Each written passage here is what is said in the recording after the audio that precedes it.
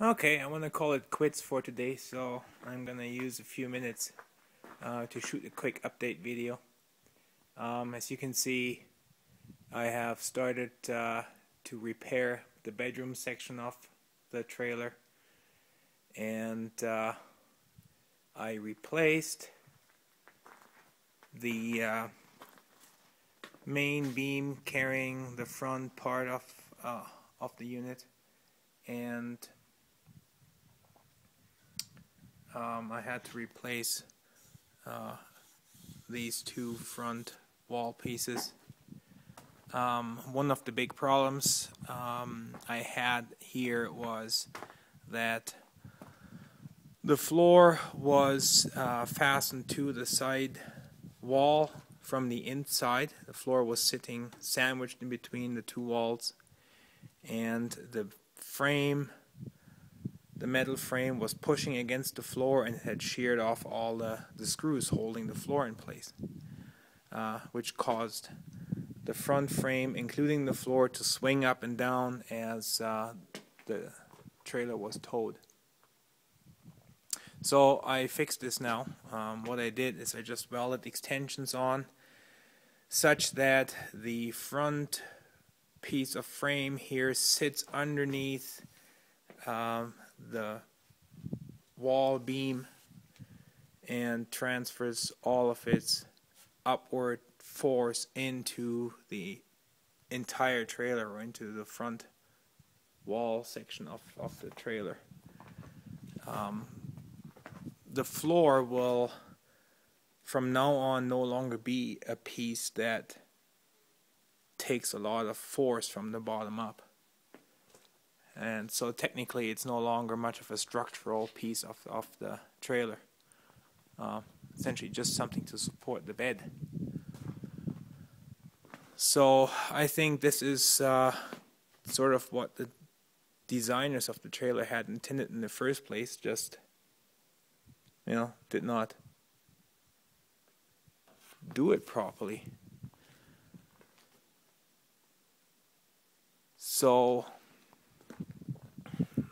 far so good. All I got left to do is put the panels in, interior paneling. It is unfortunately not going to happen today because I ran out of glue. So can't do it. It's going to be something for next weekend. Okay, so let's move to the back. Oh, by the way, my last video was about the roof. Everything is done up there except for the new EPDM membrane. You can see I'm temporarily storing pieces of my bedroom up on top of the roof. But all the plywood sheeting is done. All the holes are cut for the skylights and vents and everything. So it's just a matter of applying the adhesive for the EPDM and then rolling it out. So hopefully I'll get to that maybe next weekend. So you can see the interior of the trailer is coming back together. There's new wall paneling. This is the color I got for it. You can see that the interior cabinetry is pretty much back in place. My dinette is back in place, all fastened down.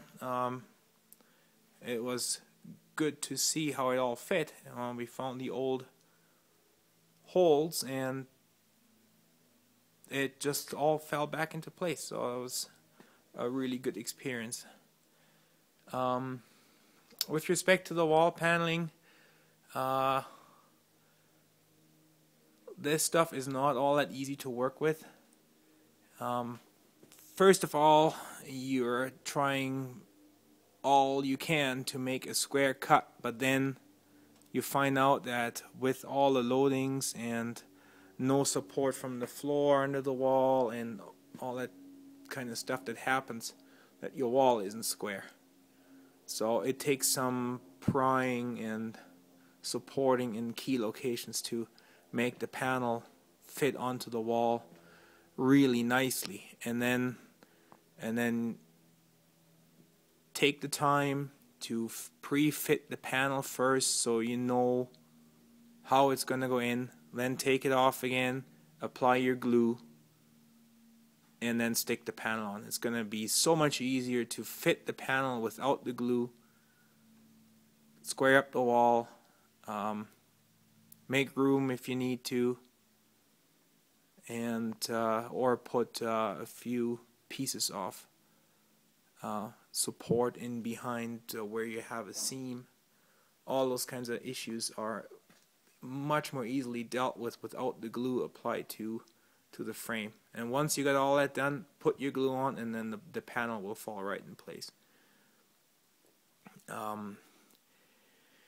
You can staple the edges of the panels. Those butt ends are going to be covered by a trim strip, so you're not going to see the staples.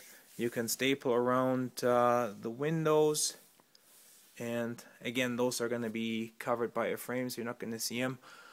All the other parts of the panel are supposed to be clamped somehow. So what I usually do is I take a long piece of 2x4 or so, and I clamp it in place at the ends, and then I just put wedges in between the 2x4 and the panel, such that the panel is pushed against the framework, and then you let that sit overnight and let the glue set, and that way you get a pretty good adhesion of the panel to the framework. So yeah, next I would like to address a few issues with the structure of the trailer before we go inside. First of all, with the floor being essentially not structural, it's not really a load-bearing part. Actually, the structure of the trailer is supposed to be supported by these brackets that are welded onto the main frame. So in certain locations where there was a lot of downward force from the overall trailer, I had stress fractures occurring, and this was most significantly the case around the wheel wells. So essentially what I got was a stress fracture just down at the very base of the bracket, and this caused the bracket to sink down, to kind of droop down, and the entire floor to droop down with it. So the way I fixed this now is I put the jack under the bracket, jacked it all up, and then welded a structural support under here. All 4 brackets around the wheel wells have that in place now, and it was absolutely astonishing how that straightened out parts of the trailer where this had occurred.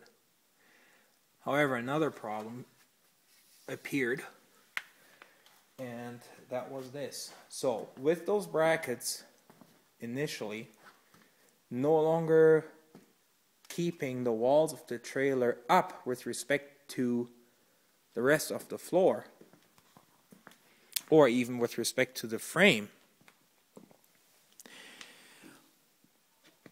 a lot of force was exerted by the weight of the trailer and through the walls onto the very back of the trailer, the back end of the frame.